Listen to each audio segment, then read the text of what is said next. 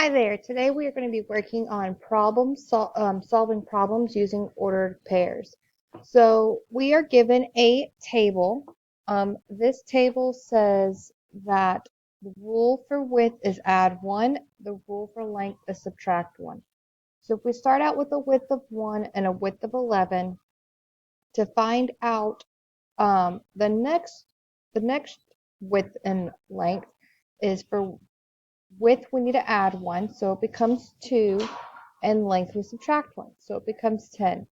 So we are going to turn these into ordered pairs. How we do that is the top row, our widths are going to become our x coordinates, and our length is going to become our y coordinates, okay? So first we need to write these as coordinates, okay? So we're going to have 1, 11, 2, 10, 3, 9, 4, 8. So we have written our ordered pairs. We have our x and y coordinates. Now we're going to plot them. So 1, 11.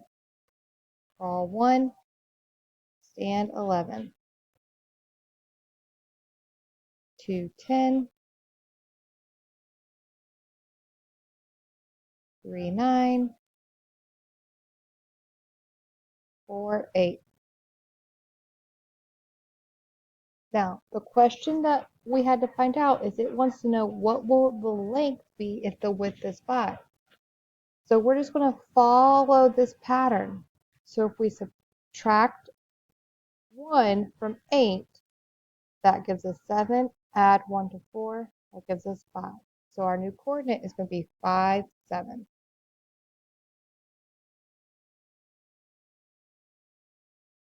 So that means the length is going to be 7 and our width will be 5.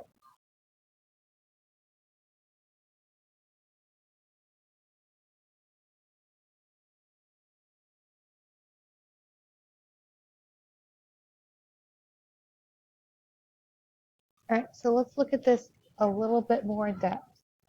Both Ann and Bill earn the amount shown each week. Ann starts with no money, but Bill starts with $5. How much will Bill have when Ann has $30? Represent the situation using a table and a graph. So we know in the beginning, Ann starts with 0 and Bill starts with 5. They each week earn $3. So each week they earn $3. So at the end of week 1, Ann has $3, Bill has $8. End of week 2, Ann has $6, Bill has $11. So we're going to keep increasing this amount by $3 each week. But how many weeks will it take us to get to 30, where they both have $30? So what we can do is we can use a graph. So we know Ann's earnings, Bill's earnings. All right, they both start with, Ann starts with $0 and Bill starts with $5. So when Ann has 0, Bill has 5. When Ann has 3, Bill has 8. And so on and so forth. So we can plot this line and extend it out. And we'll know that when Ann has $30, Bill will have $35.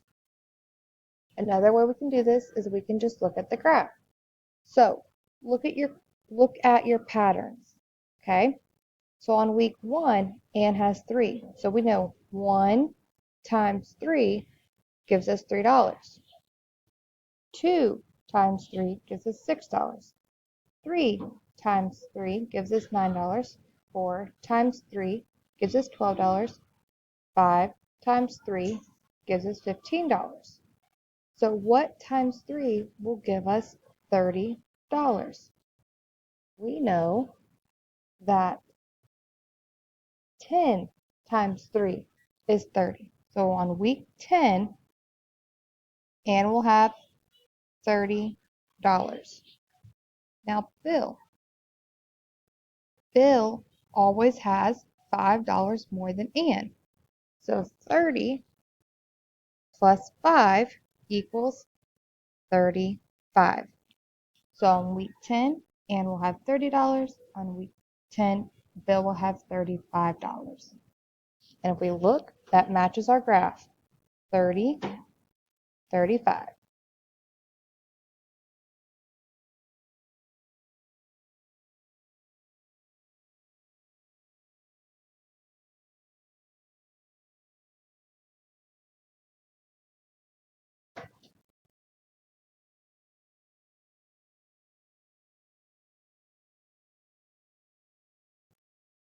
So, number 1, in the example on page 574, find another point on the line. What does this point represent? So, when you look back at the previous page, just find one more point and tell me what each coordinate represents. Number 2, in the example on page 574, write an equation to show the relationship Ann's earnings and Bill's earnings. Remember, let X equal Ann's earnings and Y equal Bill's earnings. Number 3, write the missing coordinates and tell what the point represents. So right here where it has the red point, you need to write what the missing coordinates are. What is X? What is Y? In 4 and 5, find the missing coordinates and tell what the point represents. So number 4, right here, what is this coordinate? Number 5, right here, what is this coordinate? For exercise 5, find 2 other points on the line, then graph and label them. Describe the relationship between deer sightings and elk sightings. So let me explain what that means. So, what this graph means is that for every 100 deer sightings, there will be 50 elk sightings. So if I have 300 deer sightings, I'm going to have 250 elk sightings. Does that make sense? And then on this graph right here, when aluminum is 200 degrees Celsius, titanium is 0 degrees Celsius. When aluminum is 400 degrees Celsius, titanium is 300 degrees Celsius. So we're comparing temperatures change in metals. So this is saying how these two are related to each other at a certain point. How are these two related to each other at a certain point? So for number 6, you need to find 2 other points on the line, graph them, so add them to the chart, and then on top of that, tell me what does that mean? What does it represent?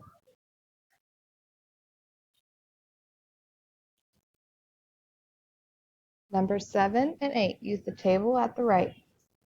So number 7, graph the points on the table on the grid at the right. Then draw a line through the points. So you're going to use this data and graph it. Look for relationships if the pattern continues. How many pages will have been read after 6 hours? Extend the graph to solve. So you're going to so on this graph, you're going to add 6, and what would be the number of pages read? Look at the pattern. How much does this increase each time? Number 9, higher order thinking. Suppose you have a graph of speed that shows a lion can run 4 times as fast as a squirrel. Name an ordered pair that shows this relationship. What does this ordered pair represent? So when a lion runs 1, when a lion runs 4, the squirrel will run 1 because it runs 4 times faster than a squirrel. So if a squirrel runs 2 miles per hour, how fast would the lion be running? You're going to come up with any ordered pair that you can think of. Candace drives a total of 48 miles each day to get to work and back home. She works 5 days a week. Her car gets 21 miles per gallon of gas. About how many gallons of gas does she need to drive to work and back home each week? Key word here is about. Remember when we're using the word about, it means to estimate. Number 11, what does the point 15, 4 represent on the graph at the right? The ant crawled 15 meters in 19 seconds. The ant crawled 15 meters in 4 seconds. The ant crawled 4 meters in 19 seconds. The ant crawled 4 meters in 15 seconds. What does 25 represent? In 20 seconds, the ant crawled 5 centimeters. In 20 seconds, the ant crawled 5 meters. In 5 seconds, the ant crawled 20 meters. In 5 seconds, the ant crawled 15 meters. I hope you guys have a great day. If you have any questions or need any help, please let Miss Howell and I know.